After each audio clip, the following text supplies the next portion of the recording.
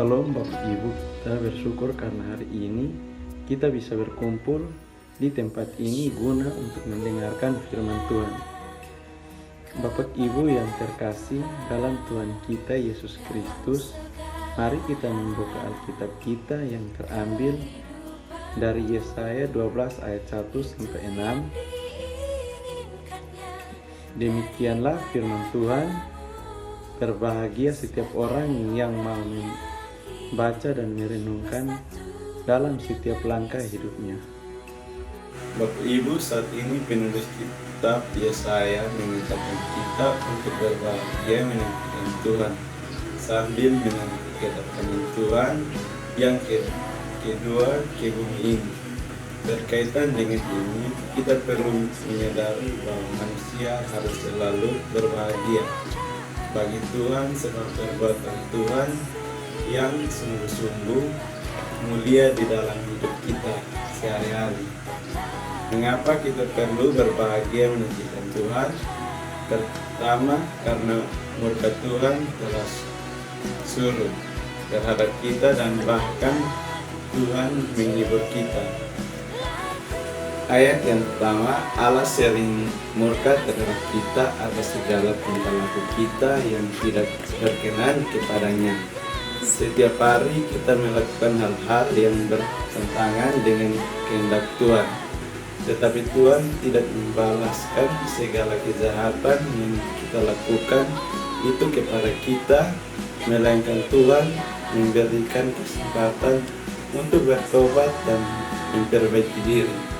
Tuhan berkenan memberikan penghiburan dan penguatan kepada kita agar kita mau meningkatkan perbuatan jahat kita itu. Ayat yang kedua, karena Tuhan adalah kekuatan dan keselamatan kita. Mama, ayat yang kedua, kalau kita telah banyak melakukan kejahatan dan dosa di hadapan Allah, tetapi Allah tetap memberikan keselamatan dan kekuatannya kepada kita. Bapak Mama, Allah tidak mau melihat kita mati dalam keberdosaan, melainkan Allah lebih menyukai hidup kita kembali kepada jalan yang benar.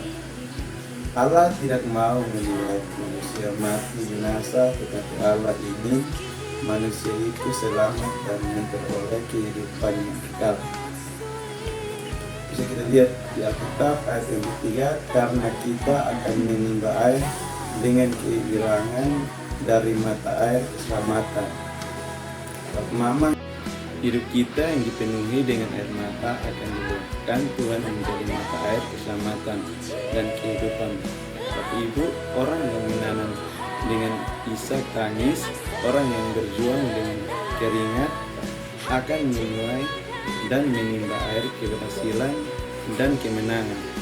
Bapak Ibu, air mata tidak selamanya menjadi kesedihan, tetapi air mata akan berubah menjadi mata air kehidupan yang memberakan. Bapak Ibu, bagian yang keempat, karena perbuatan Tuhan tinggi luhur dan mulia, kita bisa membacanya dalam ayat 4 dan 5. Tidak ada Allah setinggi dan semulia Allah Israel. Perbuatannya sungguh mulia sebab Dia telah menyelamatkan kita dan memberikan kita kehidupan yang kekal. Perbuatan-perbuatan Allah dalam dunia inilah yang menjadi dasar iman, pujian dan kesaksian umatnya dahulu dan sekarang. Juga menjadi dasar dari harapan kita. Kita percaya bahwa Allah yang bertindak dahulu membebaskan umatnya dari Mesir, dan Babel akan selalu membebaskan umatnya di mana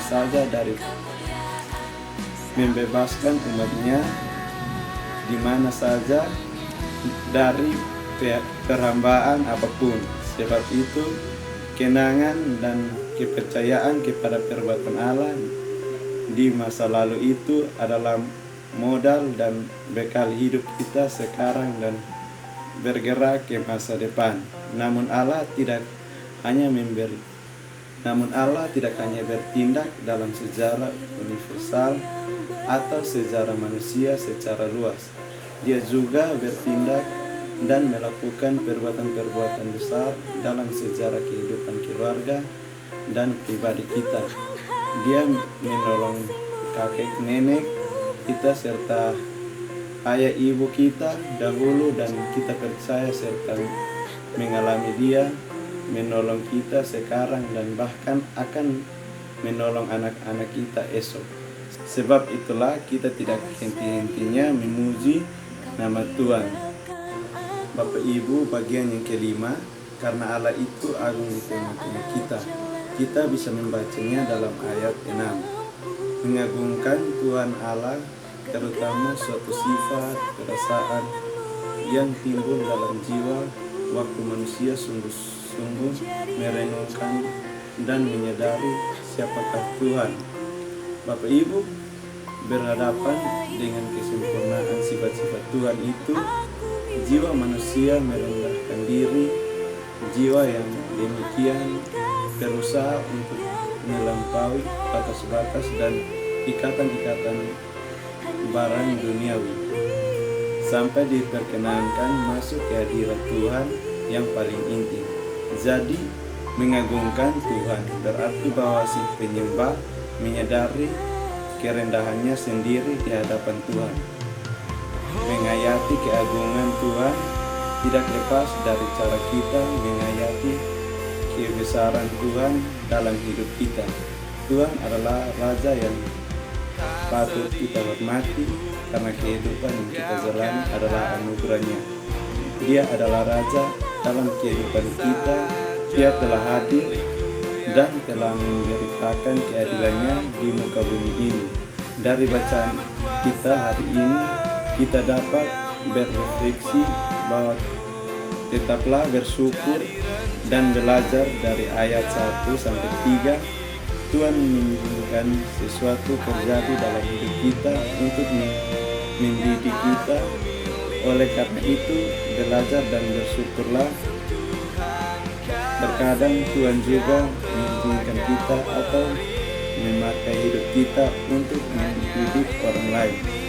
Contohnya seperti Ayub. Walaupun benar, Ayub tetap izinkan Tuhan mengalami hal yang bukan dosanya. Jaga hati untuk tetap bersyukur. Ayat yang kedua, kita harus tetap mempertahankan sifat syukur kita setiap saat, baik suka maupun duka. Karena memang selayaknya kita bersyukur kepada Tuhan, dan Tuhan layak menerima ucapan syukur kita. Karena Tuhan sudah sangat baik dalam kehidupan kita. Sepantasnya kita bersorak-sorai kegerangan karena kita tahu kita diselamatkan dan Tuhan yang telah menyelamatkan kita. Meminta kita untuk memberitahukan kepada orang yang masih berpaling dari jalannya, agar mereka tahu Tuhan telah menyelamatkan mereka, sehingga mereka juga turut dalam kegerangan kita bersama Tuhan. Oleh karena itu, marilah kita bersorak-sorai seperti putri-putri Yerusalem yang telah menyaksikan kemuliaan Allah yang adalah Raja hidup ini. Amin. Demikian yang dapat saya sampaikan. Amin.